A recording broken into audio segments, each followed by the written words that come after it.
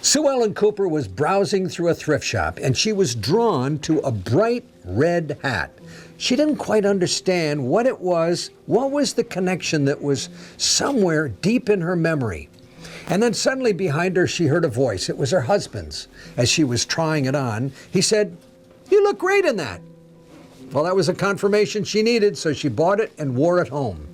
And it was on the way home that she suddenly connected with what it was in the distant memory. A childhood friend that she had created in her mind called Mrs. Silken, and she wore a bold red hat. A few weeks later, Sue Ellen's friend Linda had her birthday. She didn't know what to buy her, so she said, "I think I'll get her one of those red hats." Well, Linda loved it, and so did all the other girlfriends. They all wanted one.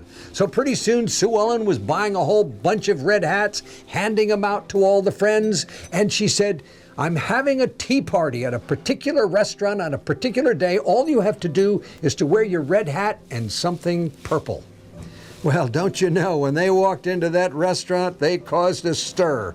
And they had such a good time, they said, "Let's form the Red Hat Society."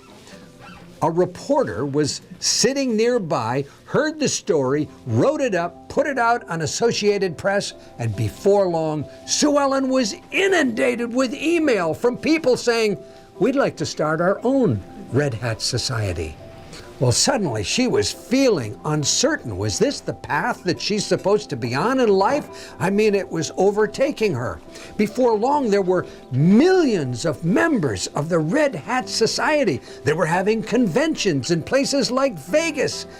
And there were people like the Harney Tea Company who were coming and saying, "Can we put out product lines like the Red Hat Tea?"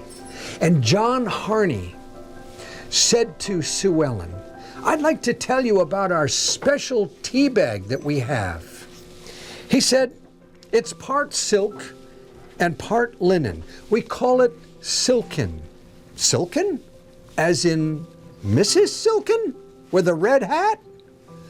John Harney had no idea what she was talking about. But for Sue Ellen Cooper, that was a confirmation. That was a Godwink of reassurance that she was on the right path. That is how Godwinks work in our lives.